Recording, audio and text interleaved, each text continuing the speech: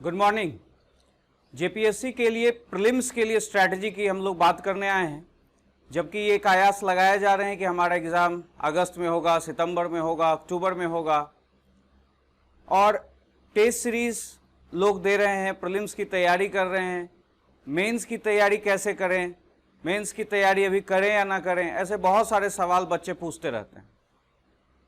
ये बात बिल्कुल सही है कि संभावित आगे के कुछ महीने में जेपीएससी एग्ज़ाम लेने के लिए तैयारी कर रहा है, इस बात से हम इनकार नहीं कर सकते। लेकिन जब तक जेपीएससी की तरफ से कोई श्योर शॉर्ट नोटिस नहीं आता है, वो तमाम तैयारियां हमारे लिए अधूरी हैं। हमारा बस प्रिपरेशन स्ट्रैटेजी होगा कि हमें क्या करना है, हमें प्रीलिम्स कितना पढ़ना है, मेंस कितना पढ़ना है, ये स्ट्रैटेजी हमारे लिए इम्पॉर्टेंट होगा। कुछ लोग अभी मेंस नहीं पढ़ रहे, उनको लग रहा है कि नहीं हम प्रीलिम्स पढ़ रहे हैं, प्रीलिम्स पढ़ना चाहिए क्योंकि हमारा आगे एग्जाम प्रीलिम्स है। लेकिन 2 मई को प्रीलिम्स होने वाला था। अगर if you are serious for your preparation, पहले ही वो आपकी तैयारी हो चुकी है।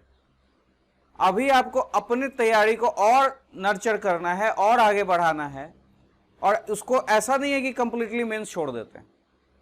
अगर आप अभी कंप्लीटली मेंस छोड़ दें और एग्जाम अभी संभावित सितंबर अक्टूबर में ना हो, तो इसका मतलब हमें कोई ऐसी बीच की स्ट्रैटेजी अपनानी होगी जिससे जेपीएससी क्या डिसीजन लेता है उस पर मुझे असर ना हो, मेरी तैयारी पर असर ना हो, हमारा प्रीलिम्स भी तैयार रहे, हमारा मेंस भी तैयार रहे। सबसे बड़ा जो मिस्टेक है वो बच्चे करते हैं जेपीएससी प्रिपरेशन के दौरान कि वो दोनों तैयारियों को अलग अलग करते हैं। ये उनका सबसे बड़ा मिस्टेक है। दोनों तैयारियां इंटीग्रेटेड होनी चाहिए, उन दोनों के बीच सामंजस्य होना चाहिए। इनफैक्ट कि मेंस आपको प्रीलिम्स में हेल्प करे, कुछ ऐसी तैयारी होनी चाहिए। मेंस में भी तो ऑब्जेक्टिव है, that will also help you in prelims. तो आप अभी मेंस से क्यों भाग रहे हो? और संभावित तिथि के लिए हम टेस्ट सीरीज देंगे, मल्टीपल चॉइस क्वेश्चन बनाएंगे, जो हमारा पढ़ा हुआ उसको हम रिवीजन करेंगे, साथ साथ में हम मेंस के 1-2 सब्जेक्ट्स को प्रिपरेशन करने की भी कोशिश करेंगे। क्योंकि जेपीएससी क्या करती है उस पर हमारा कोई फर्क, उस पर हमारा कोई कंट्रोल नहीं है। तो जेपीएससी का क्या आगे होने वाला है वो भी मुझे प्रभावित ना करे। मेरी तैयारी एक दिशा में एक गति से आगे बढ़ते रहे, हमारी तैयारी में कंसिस्टेंसी रहे, ये बात हमें ध्यान देनी है। कुछ प्रिपरेशन स्ट्रैटेजी, कुछ ट्रिक्स मैं आपके लिए चर्चा कर रहा हूं, आप उसको ध्यान से देखिए। जीएस पेपर 1 और यहां झारखंड स्पेशल पेपर 2, ये दोनों प्रीलिम्स का मेन पोर्शन है। यहां भी 100 क्वेश्चन और यहां भी 100 क्वेश्चन, लेकिन यहां से आप 10 क्वेश्चन इसमें ऐड कर सकते हो सीधे झारखंड स्पेसिफिक।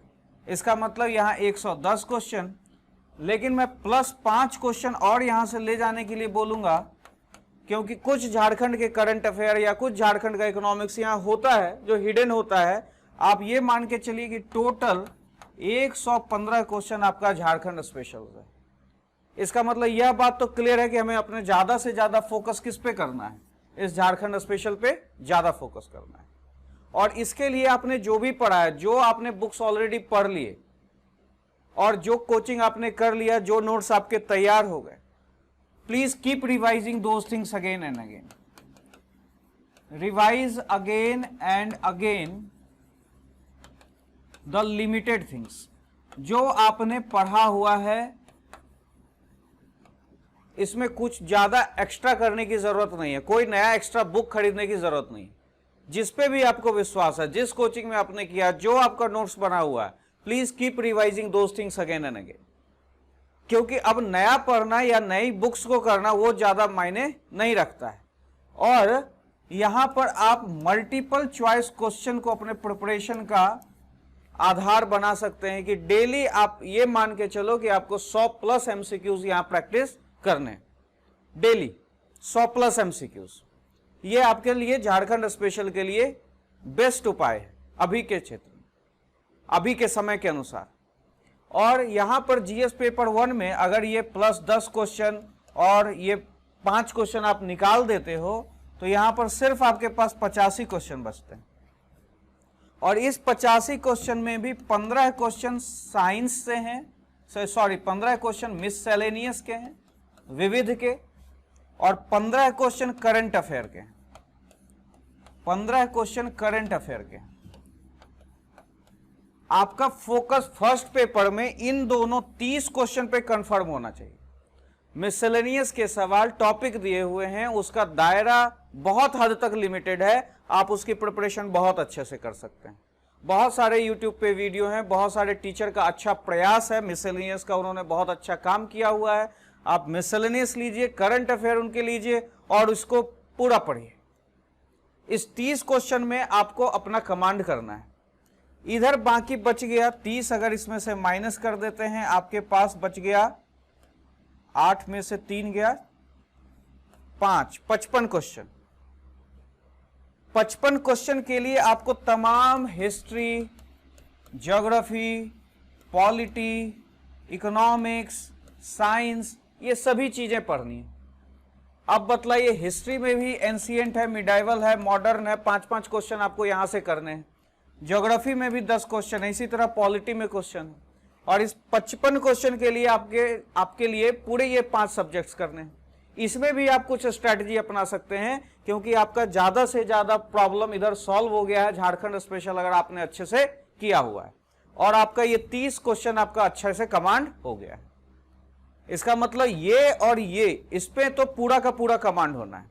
बाकी ये 55 क्वेश्चन अभी इस समय, जबकि एग्जाम का ये है कि होने वाला है, कभी भी हो सकता है, हम इसके लिए ज्यादा प्रयास ना करें तो बेटर होगा। यहां पर देखिए कुछ 66 प्रयास इकोनॉमिक्स है। इकोनॉमिक्स में पता है 3 चीजें सिलेबस में है, characteristics of Indian economy, globalisation, sustainable development. अगर ये टॉपिक्स आपके पास है तो सिर्फ कैरेक्टरिस्टिक्स ऑफ इंडियन इकोनॉमी में आपको पूरी इकोनॉमी पढ़नी होगी, जहां से सिर्फ 2 क्वेश्चन आने हैं। छोड़िए उसको, जो भी कैरेक्टरिस्टिक्स होगा देखेंगे, जो भी एग्रीकल्चर इंडस्ट्री से क्वेश्चन आएगा देखेंगे, किया जाएगा।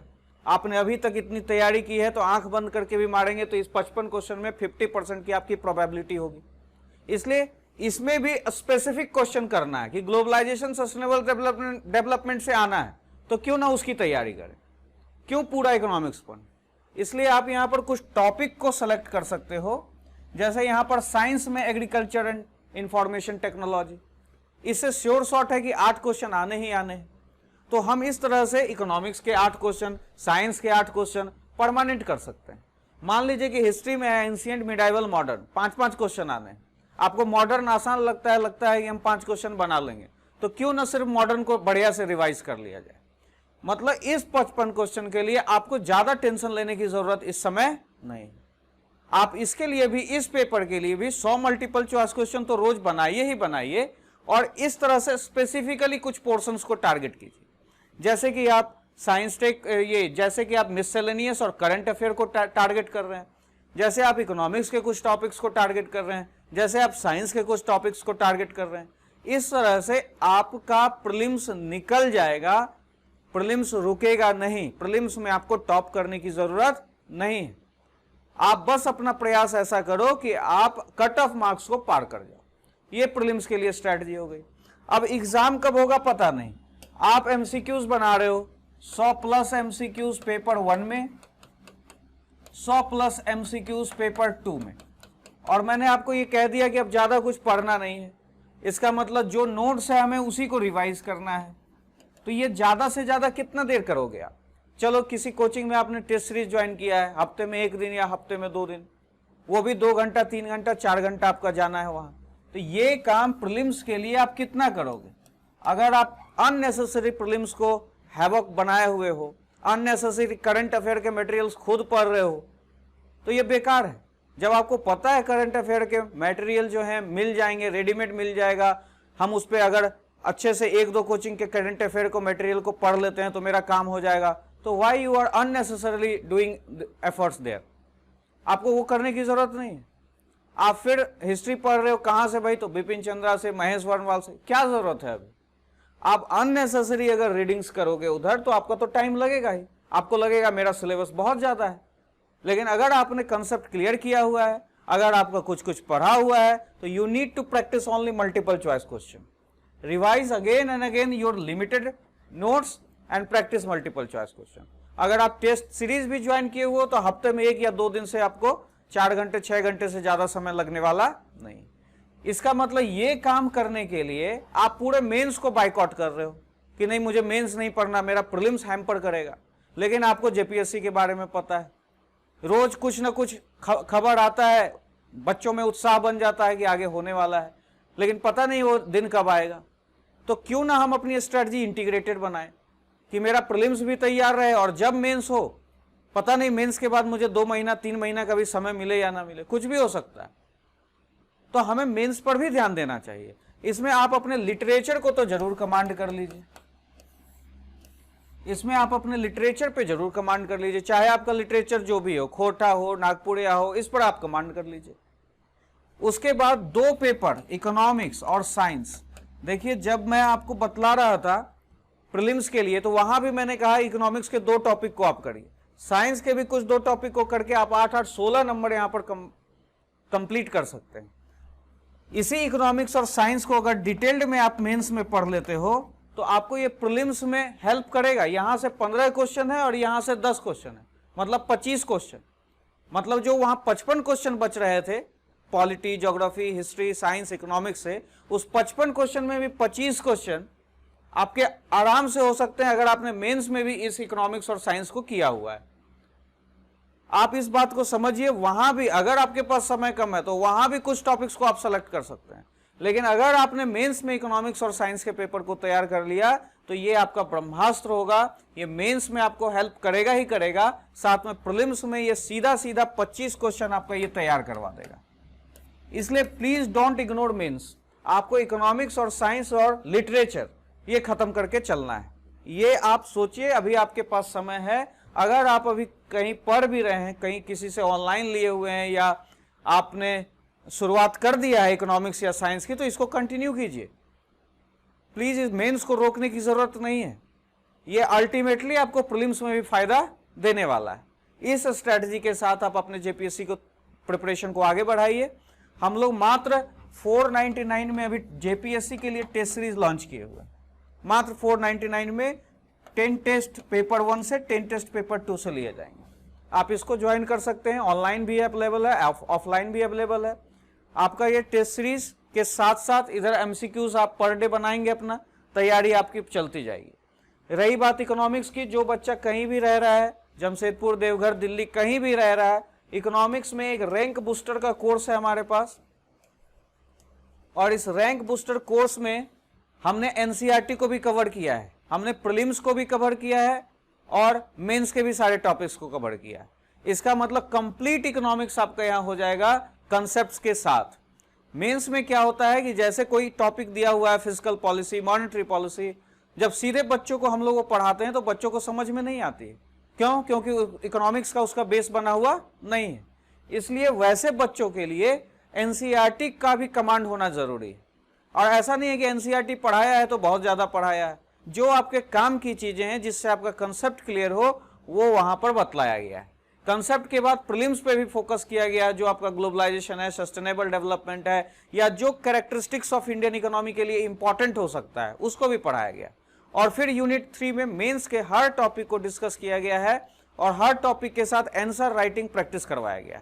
इवन कि जब एनसीईआरटी पढ़ाया जा रहा है तब भी 5 क्वेश्चन मेंस के तैयार करवा दिए जा रहे हैं, मतलब कि उसमें आंसर राइटिंग करके आओ। आंसर राइटिंग जब तक आप मेंस में नहीं करेंगे आपका प्रेजेंटेशन इंप्रूव नहीं होगा, आपको फ्रेमिंग करने नहीं आएगी। आपके पास आइडियाज होंगे लेकिन आपको लिखने के लिए नहीं आएगा। इसलिए आप इकोनॉमिक्स को तैयार इस तरह से कर सकते हो। साइंस का भी हमारे पास कोर्स है सेपरेटली मेंस का, आप वो ले सकते हो, साइंस भी आपका तैयार हो जाएगा। और प्रीलिम्स पॉइंट ऑफ व्यू से साइंस 15 क्वेश्चन देने वाला है, इसलिए इसको भी इग्नोर मत कीजिए।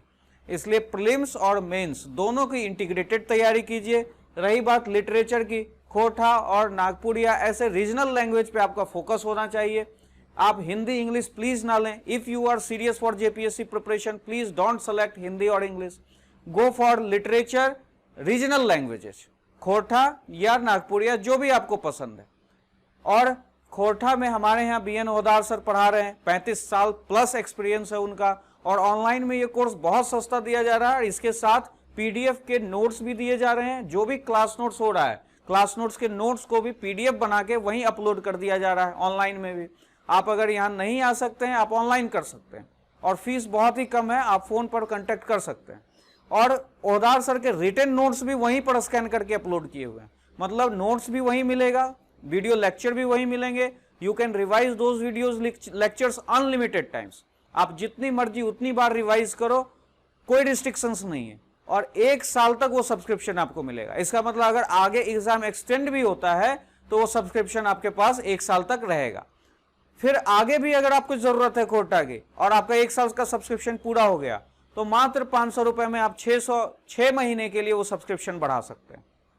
इतनी सारी फैसिलिटी हम आपके लिए दे रहे हैं, बस इसलिए कि आपका किसी तरह रिजल्ट हो।